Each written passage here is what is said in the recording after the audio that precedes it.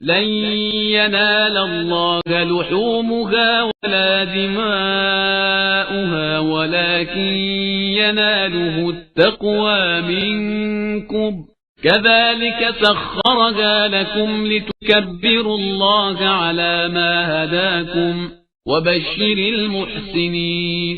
خدا تک ان جانوروں کا گوشت جانے والا ہے اور نہ خون.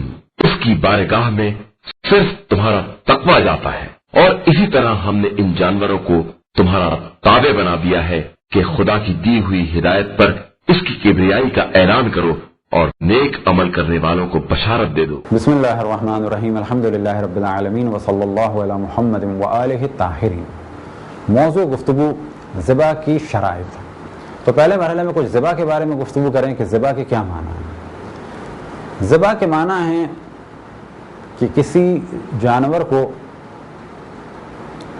جو اس کے گلے پہ ایک ابھرا ہوا مقام ہوتا ہے کہ جسے عربی میں جوزہ اور عموماً اردو میں اسے نرخرا وغیرہ کہتے ہیں، اس کے نیچے چاقو چلایا جائے اور 4 بڑی رگوں کو،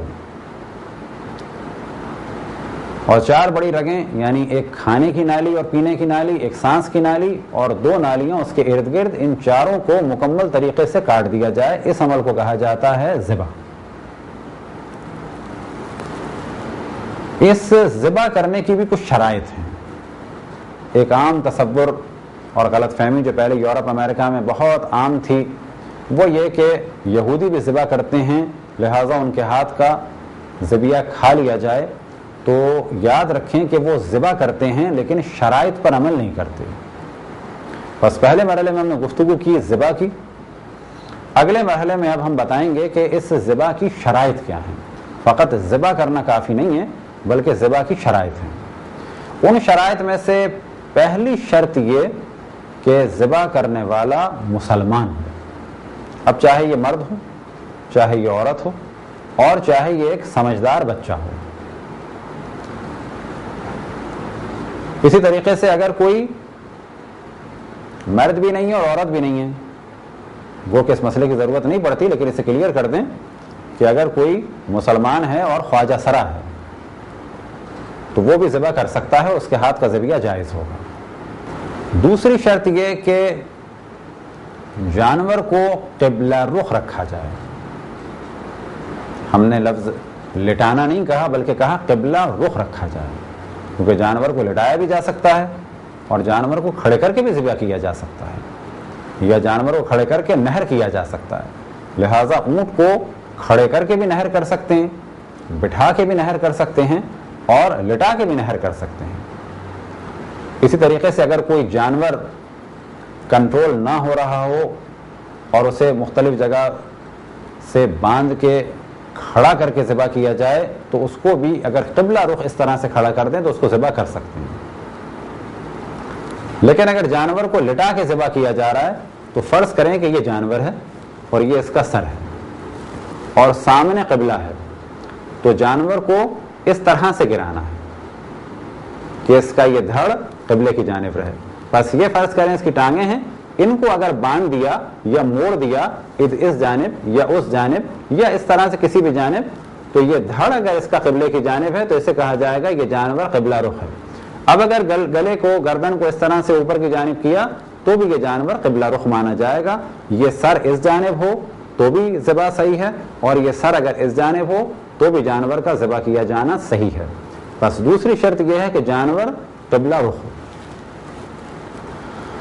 تیسری شرط یہ کہ جب جانور کو ذبح کیا جا رہا ہو تو اللہ سبحانہ و تعالی کا نام لیا جائے. اب یہ نام لینا بسم اللہ یا یہ کہ بسم اللہ الرحمن الرحیم یا اللہ اکبر یا لا الہ الا اللہ، ان میں سے کسی بھی جملے کے بعد جانور کو ذبح کیا جائے تو جانور حلال ہوگا. لیکن اگر جان بوجھ کے بسم اللہ یا اللہ سبحانہ و تعالیٰ کا نام نہ لیا جائے تو جانور نجس ہوگا، مردار ہوگا، اس کا کھانا، اس کا کھلانا یا اس کا بیچنا حرام ہوگا. اسی طریقے سے شرط ہے کہ آخر وقت تک یعنی مکمل 4 رگیں کٹنے تک اللہ سبحانہ و تعالیٰ کے نام پر باقی رہا جائے. کیا مراد؟ یعنی ایسا نہیں کہ بسم اللہ پڑھی، ابھی ذبح کرنا شروع کیا تو پھر کسی اور کے نام پہ ذبح کر دیا، پھر یہ جانور حرام ہو جائے گا. ہاں ایک دفعہ آپ نے بسم اللہ کہہ دیا، اب اس کے بعد خاموش ہو گئے، 4 رگوں کو آپ نے کاٹا تو یہ جانور حلال ہوگا، کیوں کہا جائے گا کہ یہ ذبح ہوا ہے اللہ سبحانہ و تعالیٰ کے نام پر اور اسی نام پر باقی رہتے ہوئے 4 رگوں کو کاٹا. اسی طریقے سے نام عربی میں ہو، یعنی بسم اللہ، ان دا نیم آف گاڈ، یا پروردگار کے نام سے، یا کسی اور زبان میں اگر ترجمہ کیا جائے تو کافی نہیں ہے. بسم اللہ الرحمن الرحیم یا اللہ اکبر یا لا الہ الا اللہ کہا جائے. اسی طرح سے شرط ہے کہ یہ بسم اللہ ذبح کرنے کی نیت سے کہا ہو. فرض کریں کہ ہمارے ہاتھ میں چھری تھی، جانور کو ذبح کرنا چاہ رہے تھے، کسی نے ہم سے کہا کہ آپ چائے پیجئے، ہم نے کہا بسم اللہ بسم اللہ اور چھری چلا دی، تو یہ بسم اللہ ہمیں کہنی ہے ذبح کرنے کے لیے. اس بسم اللہ کے معنی کیا ہے؟ یعنی اس نے ہم سے کہا آپ چائے پیجئے، ہم نے کہا بسم اللہ یعنی آپ پیجئے، کیونکہ ہمارے معاشرے میں اگر کوئی آفر کرتا ہے تو جواباً بعض دفعہ کہا جاتا ہے بسم اللہ یعنی آپ شروع کیجئے یا آپ پیجئے، تو ہمیں بسم اللہ کہنی ہے جانور کو ذبح کرنے کی نیت سے. چوتھی شرط کہ جس کی جانب عموماً مراجع الزام توجہ دیتے ہیں اور اکثر مراجع الزام احتیاط فرماتے ہیں، وہ یہ کہ چاقو خالص لوہے کا ہو. عموماً مراجع الزام فرماتے ہیں بنا بر احتیاط اسٹین لیس اسٹیل کے چاقو کو استعمال نہ کیا جائے، اور ہمارے معاشرے میں خصوصاً قصائی لوہے ہی کے چاقو کو استعمال کرتے ہیں اور وہ کافی ہے. پانچویں شرط کہ جس کا تعلق ہے ایک ایسے جانور سے کہ فرض کریں ایک جانور کہیں بلندی سے گر گیا یا ایکسیڈنٹ ہو گیا، اب ہم اس کو ذبح کرنا چاہتے ہیں تو ایک شرط ہے. وہ شرط کیا ہے؟ وہ شرط یہ ہے کہ جب 4 رگیں کٹ جائیں تو اس کے بعد یہ کچھ حرکت کرے. تو اس شرط کا تعلق ہے در حقیقت اس چیز سے کہ ذبح صحیح ہونے کی اور صحیح ذبیحہ ہونے کی شرائط میں سے ایک شرط یہ ہے کہ یہ 4 رگیں کٹی ہوں اس عالم میں کہ جب جانور زندہ ہو. بس اگر ہم صحیح سالم جانور کو ذبح کر رہے ہیں تو یہ شرط تو اس میں پہلے ہی ہے کہ وہ زندہ ہے، لیکن اگر یہ جانور کا ایکسیڈنٹ ہو گیا یا بلندی سے گر گیا اور اب ہم اسے ذبح کر رہے ہیں تو وہاں پر یہ شرط ضروری ہے کہ ہم یہ دیکھیں کہ جب ہم نے 4 رگیں اس کی کاٹ دی تھیں تو کیا اس کے بعد اس کی آنکھوں نے کوئی حرکت کی، اس کی دم ہلی، اس کی ٹانگ ہلی یا نہیں ہلی. بس اگر اس نے ہلکی سی ٹانگ ہلائی یا دم ہلی یا آنکھ ہلی یا منہ کھولا یا بند کیا تو کہا جائے گا کہ یہ جانور زندگی میں ذبح ہوا ہے اور ذبیحہ کے حکم میں ہے، یعنی پاک ہے اور کھانا اور کھلانا جائز ہے. لیکن اگر اس نے حرکت نہیں کی تو یہ جانور مردار ہے اور کھانا اور کھلانا اور بیچنا حرام ہوگا. کچھ شرائط ہیں کہ جن کو ترک نہیں کرنا چاہیے اور عموماً مراجع الزام فرماتے ہیں کہ بنا بر احتیاط انہیں ترک نہ کریں. وہ یہ کہ ذبح کیا جائے نرخرے سے نیچے، یعنی ان کو بالکل واجب ہی سمجھیں اور ترک نہ کریں. نرخرا یا جوزہ کیا چیز ہے؟ یہ ابھرا ہوا حصہ، بس ابھرے ہوئے حصے سے نیچے ذبح کیا جائے، اوپر نہ کیا جائے. اسی طرح سے چاقو اندر داخل کر کے باہر کی جانب 4 رگوں کو نہ کاٹا جائے بلکہ اوپر سے کاٹا جائے. اسی طرح سے احتیاط ہے کہ پیچھے کی جانب سے نہ کاٹا جائے. اسی طرح سے احتیاط ہے کہ جب تک دم نہ نکل جائے اس وقت تک سر کو جدا نہ کیا جائے جان بوجھ کے، لیکن اگر غلطی سے ایسا ہو جائے تو جانور حرام نہیں ہوتا ہے. لیکن یہ بھی بالکل واجب سمجھتے ہوئے کام کریں کہ جانور کی گردن کو جان بوجھ کے الگ نہ کریں. اور اسی طرح سے احتیاط ہے کہ حرام مغز کو، حرام مغز کیا ہے؟ ریڑھ کی ہڈی میں ایک سفید موٹی سی رگ ہوتی ہے، اس کو جان بوجھ کے کاٹا نہ جائے. اور ذبح کی شرائط میں سے ایک شرط یہ کہ جانور کے خون کو بہنے دیا جائے. بس اگر فرض کریں کہیں جانور کو ذبح کیا اور خون بہنے کی وجہ سے جگہ خراب ہو رہی ہے اور پھر اس جگہ کو ٹائٹ اس طرح سے پکڑ لیا جائے تو یہ کام صحیح نہیں ہے. نارمل طریقے سے جانور کے خون کو بہنے دیا جائے.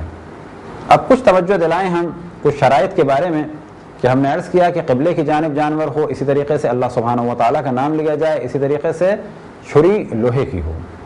بس اگر چھری لوہے کی نہ ہو اور مجبوری ہو تو لوہے کی چھری کے علاوہ بھی جانور کو ذبح کیا جا سکتا ہے. ایک مسئلہ یہ پیش آ سکتا ہے کہ جانور کو ہم نے قبلہ رخ رکھا اور بعد میں پتہ چلا کہ یہ قبلہ نہیں تھا, تو جانور آیا جائز ہے؟ تو جواب یہ ہے کہ جانور جائز ہے, کیونکہ ہم نے اپنے علم کے مطابق جانور کو قبلہ رخ رکھا تھا. ایک مسئلہ یہ پیش آ سکتا ہے کہ جانور کو ہم نے قبلہ رخ رکھا اور جانور نے اس طرح سے ہاتھ پاؤں مارنا شروع کیے کہ ہم اور مختلف لوگ حواس باختہ ہو گئے اور چھری چلنا شروع ہو گئی تھی, اور اس دوران بے اختیار وہ ہٹ گیا اور ہماری توجہ نہیں رہی اور وہ قبلے سے ہٹ گیا, تو ایسی صورت میں بھی جانور حلال ہے. اللہ سبحانہ و تعالیٰ کا نام ہم لینا چاہ رہے تھے, ہمارا ارادہ تھا, ہمیں علم تھا اس مسئلے کا, اور غیر خداوند تبارک و تعالیٰ کا ہمارا نام لینے کا ارادہ نہیں تھا, لیکن ذبح کرتے وقت بھول گئے یا گھبرا گئے, تو ایسی صورت میں بھی جانور حلال ہے. اسی طرح سے اگر کوئی شخص لا الہ الا اللہ محمد رسول اللہ کہہ دے تو اس کی نیت تھی اللہ سبحانہ و تعالیٰ کا نام لینے کی, تو جانور بالکل صحیح ہے. محمد رسول اللہ اس کی زبان سے نکل گیا تو کوئی حرج نہیں ہے, کیونکہ اللہ سبحانہ و تعالیٰ کا نام لینے کے ذریعے سے ذبح صحیح ہو گیا. لیکن اگر کوئی جان بوجھ کے اللہ سبحانہ و تعالیٰ کا نام نہ لے, اب وہ بے شک یا رسول اللہ یا علی کہے, تو یاد رکھیں کہ جانور مردار مانا جائے گا, حرام مانا جائے گا, نجس مانا جائے گا. اللہ سبحانہ و تعالیٰ کا نام لینا ضروری ہے. ایک سوال یہ پیدا ہوتا ہے, کیا قربانی کرنے سے پہلے کسی خاص دعا کا پڑھنا واجب ہے؟ تو جواب یہ ہے کسی خاص دعا کا پڑھنا واجب نہیں ہے. اللہ سبحانہ و تعالیٰ کا نام لے لیا اور نیت تھی قربانی کی تو یہ قربانی ہو گئی. لیکن بہتر ہے کہ ایک دعا کو پڑھا جائے کہ جو مفاتیح الجنان میں بھی ہے اور ساتھ ہی تحفۃ العوام اور دیگر کتابوں میں بھی موجود ہے. لیکن اگر کسی کو یہ دعا یاد نہ ہو یا یہ دعا اس کے پاس نہ ہو تو فقط اگر وہ بسم اللہ الرحمن الرحیم کہہ دے تو کافی ہے.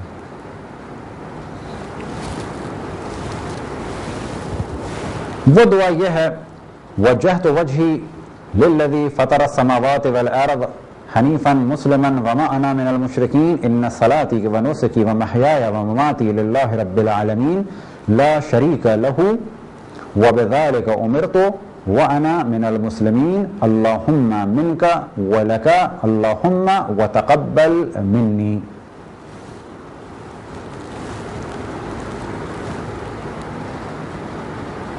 ایک اور خاص مسئلے کی جانب توجہ دلائیں کہ اگر کسی علاقے میں مسلمان قصائی میسر نہ ہو تو کیا کریں. یہ مسئلہ عید قربان سے بھی ریلیٹڈ ہے اور ساتھ ہی عام دنوں میں بھی ذبح سے اس کا تعلق ہے, تو وہ کیا کریں. تو حل یہ ہے کہ کھال اتارنے والا یا بوٹیاں بنانے والا بے شک مسلمان نہ ہو کوئی فرق نہیں پڑتا. ذبح کرنا, اور ذبح کے کیا معنی ہے جو ہم نے پہلے بیان کی ہے, 4 رگوں کو کاٹنا, یعنی کھانے کی اور پینے کی نالی, سانس کی نالی اور ارد گرد کی 2 بڑی نالیوں کو کاٹنے والا مسلمان ہو. بس اگر آپ جانور کو خود اپنے ہاتھ سے ذبح کر دیں اور کھال اتارنے کا کام اور بوٹی بنانے کا کام کوئی اور کر لے تو کوئی حرج نہیں ہے. اور پھر اس جانب توجہ دلائیں کہ ذبح کرنے کی شرائط میں سے شرط یہ ہے کہ ذبح کرنے والا مسلمان ہو. بس بعض دفعہ دیکھنے میں آتا ہے کہ غیر مسلم حضرات پیسہ کمانے کے لیے عید قرباں کے ایام میں گھوم رہے ہوتے ہیں, تو اس مشکل سے بچنے کے لیے گو کہ اگر آپ کو معلوم نہ چلے تو کوئی حرج نہیں ہے, لیکن کوشش کریں کہ ذبح کے مسائل سے آشنا ہوں اور خود اپنے ہاتھ سے جانور کو ذبح کریں, یعنی 4 رگوں کو کاٹیں. اسی طریقے سے جانور کو کوئی بھی پکڑ لے, چھری چلانے کا کام اور اللہ سبحانہ و تعالیٰ کا نام لینے کا کام آپ خود اپنے ہاتھ سے انجام دیں.